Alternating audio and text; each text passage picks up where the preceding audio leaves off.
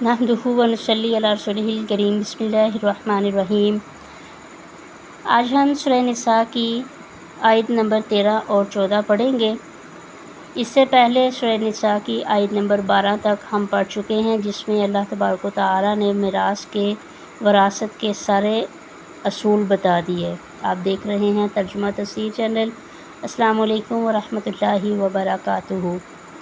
इंशाअल्लाह आज हम सूरह निसा की आयत नंबर 12 पढ़ेंगे, आयत नंबर 13 से पढ़ेंगे।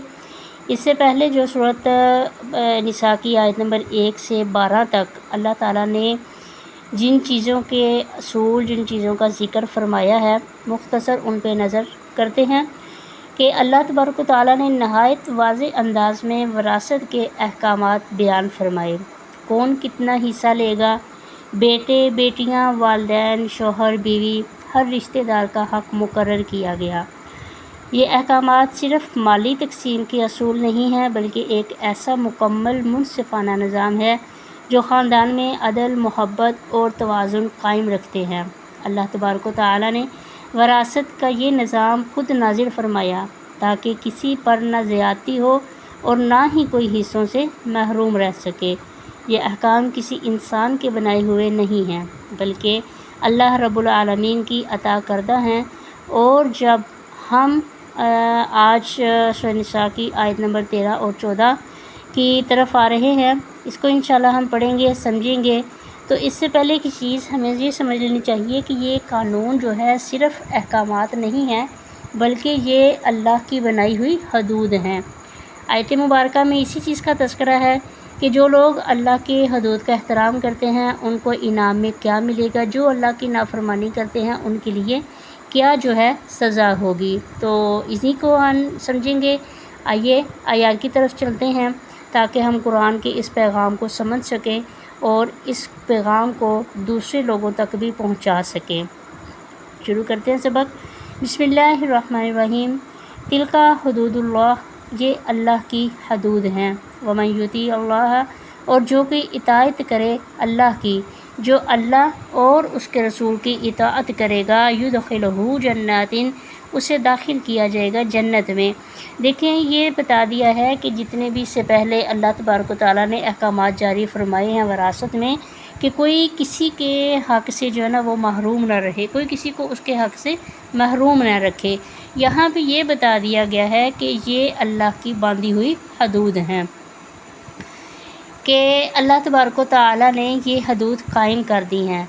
अगरचे मिरास की तकसीम जो है वो नस्बी क़राबत पर रखी गई, लेकिन इसमें बाज़ चीज़ें मुस्तस्ना हैं। पहले तो ये कि अल्लाह तबारक व तआला ने हर इंसान को उसका हिस्सा बताया। वारसों के मुतल्लिक़ बता दिया कि वारिस दो होते मुख्तलिफ़ किस्म के हैं, यानी कि मुख्तलिफ़ दीन वाले ना हों। लिहाजा मुसलमान किसी काफिर का और काफिर किसी मुसलमान का वारिस नहीं होगा, खा उनमें आपस में कोई भी नस्बी रिश्ता हो। नबी अलैहिस्सलाम ने फरमाया, यानी मुसलमान काफिर का और काफिर मुसलमान का वारिस नहीं होगा। तो ये बता दिए, अहकामात सारे बता दिए। साथ ये आयत जो है इस चीज़ की तरफ इशारा कर रही है कि तिलका हुदूदुल्लाही, ये अल्लाह की हदूद है, कि ये अल्लाह की बांधी हुई हदूद हैं। इनको कोई भी जो है ना इस को क्रॉस नहीं कर सकता। इसको जो कोई क्रॉस करेगा फिर उसके लिए अच्छा अंजाम नहीं होगा। और साथ ही बता दिया कि वमन युती अल्लाह व रसूलहू, जो कोई अल्लाह और उसके रसूल सल्लल्लाहु अलैहि वसल्लम की इताअत करेगा तो उसके लिए उसका बदला क्या होगा। युदखिलहू जन्नातिन, उसे दाखिल किया जाएगा जन्नत में। अब वो जन्नत की भी तारीफ़ कर दी, जन्नत की सिफ़त बयान कर दी। वो कौन सी है? ऐसी जन्नत है कि तजरी मिन तहतिहल अनहारू, बहती हैं उसके नीचे नहरें। खालिदीना फ़ीहा, हमेशा रहेंगे उसमें। कि वो सिर्फ़ जन्नत में दाखिला नहीं, बल्कि जन्नत में कभी निकाले ही नहीं जाएंगे, हमेशा हमेशा उसमें रहेंगे। वज़ालिकल फ़ौज़ुल अज़ीम, और ये बड़ी कामयाबी है, यकीनन ये बहुत बड़ी कामयाबी है। एक इंसान जब दुनिया में कोई अच्छी पोस्ट पे चला जाता है तो बहुत खुश होता है कि मैंने ज़िंदगी में जो कुछ मैंने मेहनत की थी आज मैंने उस पर कामयाबी पा ली। उसकी खुशी की इंतहा नहीं होती।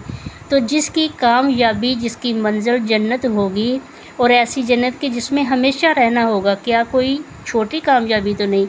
ये तो हर चीज़ से बेहतर है, दुनिया माफ़ीहा से बेहतर है।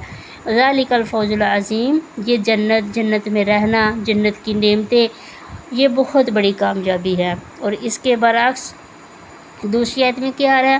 وَمَن يَعْصِ اللَّهَ وَرَسُولَهُ، اور جس نے نافرمانی کی اللہ اور اس کے رسول صلی اللہ علیہ وآلہ وسلم کی، وَيَتَعَدَّ حُدُودَهُ، اور اس نے اس کی حد کو تجاوز کیا، یتعدی وہ حد سے بڑھ گیا، اب اس کا انجام کیا ہوگا؟ یدخلہ، اسے داخل کیا جائے گا، کہاں داخل کیا جائے گا؟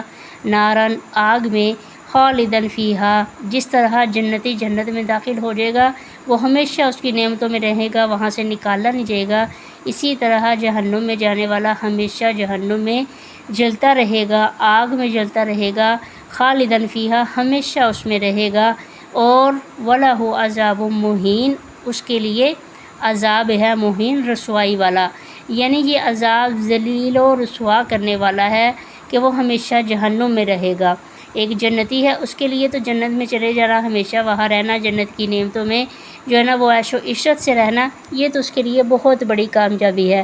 اس کے برعکس جو اللہ کی نافرمانی کرے گا، اس کے رسول کی نافرمانی کرے گا، اللہ کی مقرر کردہ حدود ہے ان کو جو ہے نا وہ توڑے گا، تو پھر اس کا انجام اچھا نہیں ہے، وہ ایسے شخص کو داخل کیا جائے گا جہنم میں، اور پھر وہاں سے اس کا نکلنا بھی نہیں ہوگا، ہمیشہ ہمیشہ اسے وہاں ہی رکھا جائے گا۔